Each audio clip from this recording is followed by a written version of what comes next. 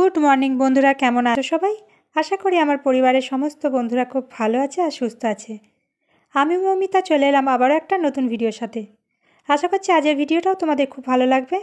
তাহলে পাশে থেকেও ভিডিওটা পুরোটা দেখার অনুরোধ রইল। সারাদিনের কাজকর্ম তো করতে থাকবো, সাথে একটা ভালো বিষয় নিয়েও কথা বলবো। সকালবেলায় আগে একটু গাছগুলোতে জল দিয়ে দিলাম।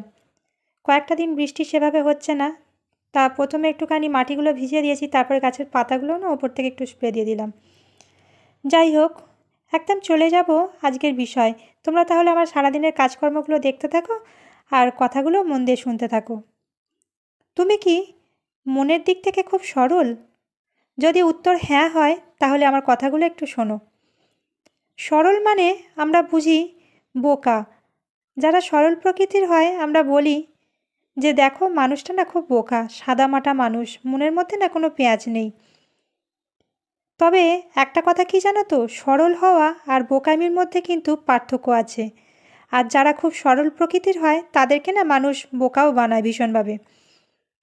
তাই আজকে 5টি বিষয় বলবো, 5টি বিষয় জেনে রাখো যে সরল হও কিন্তু বোকা হবে না, সরল হও কিন্তু হ্যাবলা হবে না। আর এখানে আজকে আমি সকালবেলা না ছোলার ডাল কিছুটা ভিজে রেখেছিলাম রাতের বেলা, সেটাকে বেটে নিলাম সাথে একটু আদা আর কাঁচা লঙ্কা দিয়ে। ছোলার ডালটা বেটে নিয়েছি, ছোলার ডালটা দিয়ে ডাল পুরি বানাবো। আগের দিন বিকালবেলা ভিজেছিলাম ডালটা, আসলে রাতের বেলা ধোকা বানাবো ভেবে, ধোকার তরকারি করবো বলে, কিন্তু মনটা ভালো লাগছিল না আর করতে ইচ্ছা করেনি বলে না করিনি, সেটা রেখে দিয়েছিলাম। তা আজকে দেখলাম যে না করলে খারাপ হয়ে যাবে ডালটা, সেই জন্য সকালবেলা ডালটা বেটে নিয়েছি, ডাল পুরি বানাবো। আসলে কয়েকদিন ধরে জানোই সবাই যে মনটাও কারোরই ভালো যাচ্ছে না। তবুও মন ভালো না থাকলেও পেট তো আর মানবে না, রান্নাবান্না তো করতেই হবে। আর আজকে রবিবারের সকাল, পরিও বাড়িতে রয়েছে, পরিও বললো একটু ভালো করে রান্না করো। 15ই আগস্টের দিনেও কিছু করনি, তারপরেও কিছু করনি ভালো করে, সেই জন্য আজকে ভাবলাম যে সকালবেলাকে ডালটা দিয়ে শুরু করি। ডাল পুরি বানিয়ে নেবো বলে ডালটা আমি মশলা করে শুকনো শুকনো করে নিয়েছি। যাই হোক, এখন চলে যাব আমাদের বিষয়বস্তুতে। প্রথমেই যেটা বলবো, সৎ ও সরল মানে কিন্তু বোকা নয়। তুমি সরল মানে চোখ বন্ধ করে কিন্তু কাউকে বিশ্বাস করবে না। অনেকেই আছে যারা চোখ বন্ধ করে অন্যকে বিশ্বাস করে। চোখ কান খোলা রাখো সব সময়। তোমাকে সবাই ঠকায়, নিজের প্রয়োজন ফুরালে সবাই কিন্তু মুখ ঘুরিয়ে নেয়, তোমার সরলতার সুযোগ নেয়। আর সরলতার সুযোগ নিয়ে নিজের কাজগুলোও কিন্তু গুছিয়ে নেয়। এক্ষেত্রে কিন্তু বলবো তোমারও দোষ আছে। তুমি অন্যকে সুযোগ দিচ্ছ কেন? তুমি অন্যকে সুযোগ দিচ্ছ বলেই কিন্তু অন্যরা তোমার সরলতার সুযোগটা নিচ্ছে। তুমি কোনো কথার জবাব দিচ্ছ না, তুমি কিছু বলছো না, তারা তো সুযোগটা নেবেই, তাই না? তুমি যদি শান্তভাবে থাকো, সব কিছু মেনে নিতে থাকো, তখন কিন্তু তারা সুযোগটা নেবেই। দেখবে যে ভীমরুলের চাকে কেউ কখনো কিন্তু ঢিল মারে না, অথচ পাখির বাসা ঢিল মারে। কেননা পাখি তো কিছু করতে পারবে না, সেই জন্য বলবো সরল হও, কিন্তু এরকম নয় যে বোকা হবে। আর সরল মানে সবাইকেই কিন্তু চোখ বন্ধ করে বিশ্বাস করবে না, বিশ্বাস করার আগে একটু ভেবে চিনতে নেবে। এদিকে দেখো আমার ডাল পুরিও রেডি হয়ে গেছে, সাথে একটু ঘুগনিও বানিয়েছিলাম। সকালের জলখাবারে এটাই ছিল আজকে। এখন চলে যাব পরবর্তী সেকেন্ড পয়েন্টে। জীবনের ভুলগুলো থেকে শিক্ষা নিতে হবে।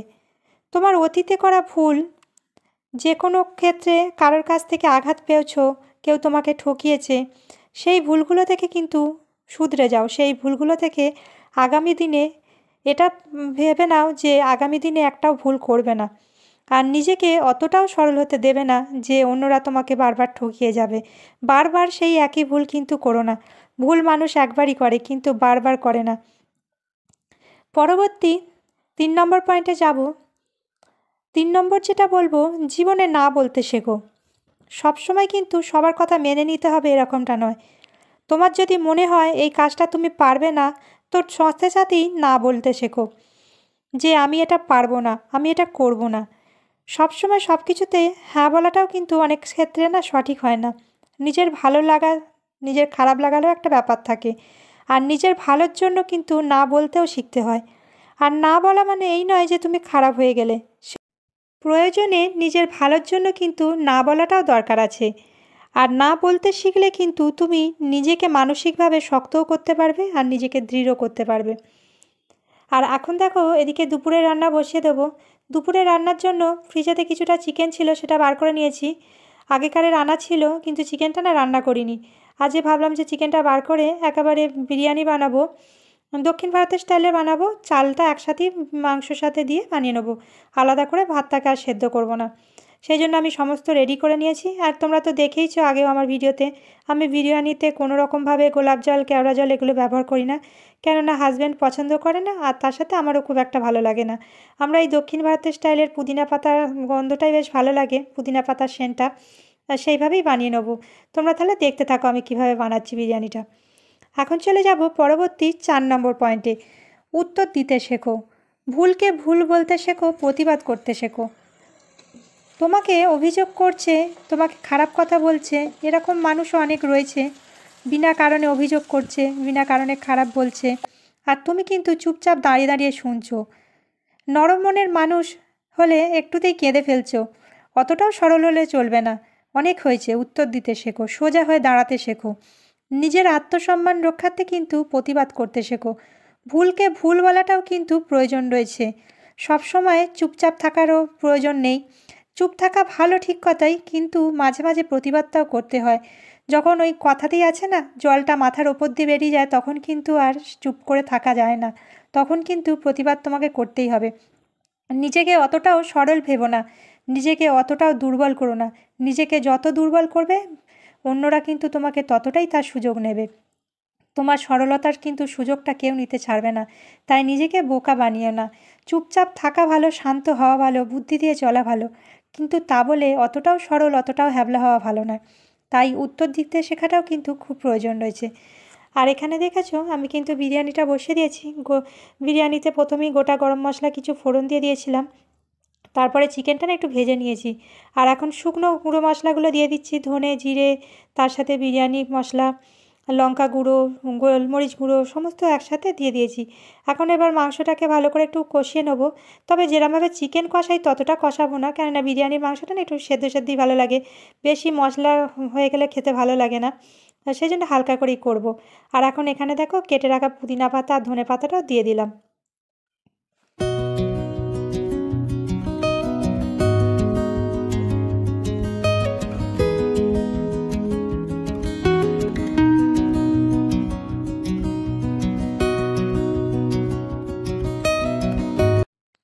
এখানে দেখো কিছুটা দই নিয়ে নিয়েছি, 4 চামচ মতন দই নিয়ে নিয়েছি।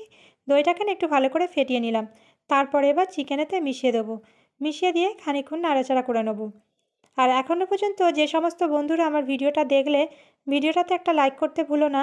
আর যদি ভিডিওটা ভালো লাগে তাহলে কিন্তু তোমাদের মতামত জানাতে ভুলো না। তোমাদের মতামত জানতে পারলেও কিন্তু ভীষণ ভালো লাগবে। তোমাদের কমেন্টটা পেলে কিন্তু আমি নিজেকে অনেকটা মোটিভেট করতে পারি। আর এখানে অল্প অল্প করে জল দিয়ে না চিকেনটা আরও কিছুক্ষণ কষিয়ে নেবো, তারপরে ঢাকা দিয়ে রেখে দেবো। চিকেনটা কিছুক্ষণ নরম হয়ে গেলে তারপরে চালটা মিশিয়ে দেবো। আমি আজকে কোনো রকম বাসমতি চাল নিইনি, দক্ষিণ ভারতীয় বিরিয়ানি যেহেতু বানাচ্ছি, বাসমতি চাল না দিয়ে নর্মালি এটা কোলাম রাইস দিয়ে আমি বিরিয়ানিটা করেছিলাম। তবে বুলেট রাইস দিয়ে বেশ ভালো লাগে, তবে আজকে কোলাম রাইস দিয়ে করেছিলাম। আর ভীষণই ভালো হয়েছিল বিরিয়ানিটা, একদম ঝরঝরে বিরিয়ানি হয়েছিল, খেতেও একদম দোকানের মতন, মানে হোটেলের মতন হয়েছিল। আর দেখো চালটা দিয়ে একটু নাড়াচাড়া করে নিয়ে না, তারপরে আমি একদম চালের পরিমাণ মতন ডবল পরিমাণে জল মিশিয়ে দেবো।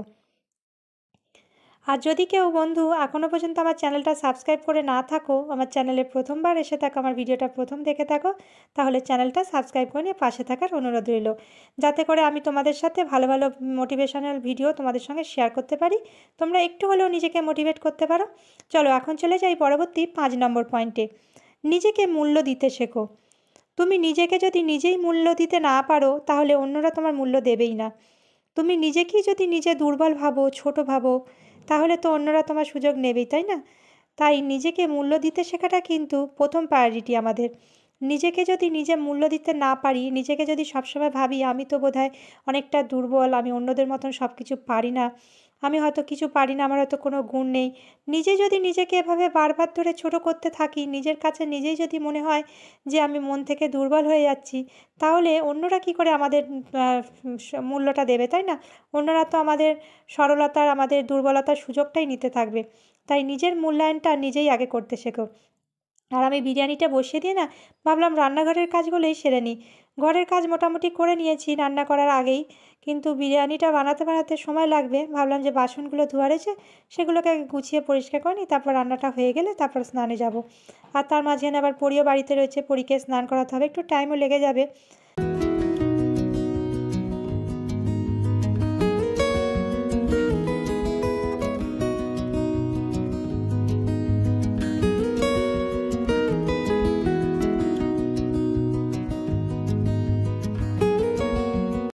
রান্না করার সাথে সাথেই রান্নাঘরের কাজগুলোকেই গুছিয়ে নিচ্ছি, কেননা রান্না করতে করতে অন্য কাজ করতে গেলে কি হয়, রান্নাটা খারাপ হয়ে যায় বা এদিকটা অনেক সময় আবার ভুলেও যাই। যে কারণে রান্না করার সাথে সাথে যতটুকু হাত খালি পাই ততটুকু না রান্নাঘরটাকেই গুছিয়ে নেবার চেষ্টা করি, যাতে করে পরে আলাদা করে আর সেই সময়টা দিতে না লাগে। রান্নার সাথে সাথেই অনেক সময় হয়ে যায়, কিছু কিছু তরকারি, ডাল, ভাত এগুলো বসিয়ে দিয়ে হাতে অনেকটা সময় পাওয়া যায়। কিন্তু এটা করতে করতে যদি আবার আমি অন্য দিকে চলে যাই তাহলে কিন্তু সেটা খারাপ হয়ে যাবে। সেই জন্য আমি যেটা করে থাকি, রান্নার সাথে সাথে রান্নাঘরটাকে গোছাতে লেগে পড়ি। কেন একটা কাজ করতে গেলে না অনেকটা ছড়িয়েও যায়। বাসনগুলোও ধুয়ে রেখেছিলাম, বাসনগুলোকে গুছিয়ে তুলে নিলাম। আর তার সাথে যেটুকুনি মশলার কৌটোপত্র ছিল সেগুলোকেও করে নিয়েছি। আর এদিকে আমার বিরিয়ানিটা রেডিও হয়ে গেছে, আমি সেটাকে নামিয়ে রেখে না একদম রান্নাঘরটাকে মুছে পরিষ্কার করে নিচ্ছি, তারপরেই এবার স্নানে যাব। দেখেছো কী পরিমাণে বাইরে রোদ্দুর বেরিয়েছে, জানলা দিয়ে আলোটা সেই জন্য আসছে। বেশিরভাগ সময়টাই তো মেঘলা হয়ে থাকে, তবে এখন না বেশ কিছুদিন রোদ্দুর বেরোচ্ছে আর গরমও রয়েছে। অন্য সময় কি হয়, বর্ষাকাল মানেই একটা ঠান্ডা ঠান্ডা ওয়েদার থাকে, যেমনটা বলে থাকি সব সময়। কিন্তু এই বছরে দেখছি গরমকালে তো গরম ছিল প্রচণ্ড, আবার এই বর্ষার সিজনেও দেখছি বেশ গরমটা ভালো রকম রয়েছে। বৃষ্টি না হলেই না গরম হচ্ছে। আবার দেখো রোদ্দুর দেখে যেই জামা কাপড়গুলো ধুলাম, আবার এদিকে রোদ্দুরটা চলে গেল, মেঘলা হয়ে গেছে, যেন মনে হচ্ছে না বৃষ্টি এসে গেল বলে। এখন প্রায় ওই 2:30 মতন বাজে, বেশ বেলা হয়ে গিয়েছে, দুপুর 2:30-3টে বাজতে যায়। জামা কাপড়গুলো ভেবেছিলাম আজকে আর ধোবো না, কিন্তু দেখলাম রোদ্দুরটা রয়েছে, তাহলে ধুতে দিই। রোদ্দুরটা দেখে মনে হলো যে জামাগুলো ভিজিয়ে দিই, যদিও বেলা হয়ে গেছে অনেকটাই, সকাল থেকে কাজ করতে করতে, তবুও ভাবলাম রোদ্দুরটা বেরিয়েছে, ধুয়ে দিই, শুকিয়ে যাবে। কিছুটা শুকিয়ে গেলেও আবার 2 দিন লাগবে, কিন্তু রোদ্দুরটাই চলে গেল। আবার কি করবো, এক্ষুনি বৃষ্টি যেন এসে গেল বলে, সেই জন্য আবার এদিকে দিয়ে দিয়েছি। এখনও খাওয়া দাওয়া হয়নি, স্নান হয়ে গেছে, খাওয়া দাওয়া করবো এবার। বেশ বেলা হয়ে গেছে অনেকটা, সকাল থেকে একটার পর একটা কাজ করতে করতে অনেকটা বেলা হয়ে গেছে। এদিকে দেখো আমার বিরিয়ানি একদম রেডি, গরম গরম বিরিয়ানি আর রায়তা নিয়ে বসে পড়েছি দুপুরের লাঞ্চে। আর তোমরা কিন্তু ভিডিওটা ছেড়ে যাবার আগে একটা লাইক করতে ভুলো না। চলো দেখা হবে আবার নেক্সট কোনো ভালো ভিডিওর সাথে। সবাই ভালো থেকো, সাবধানে থেকো, সুস্থ থেকো।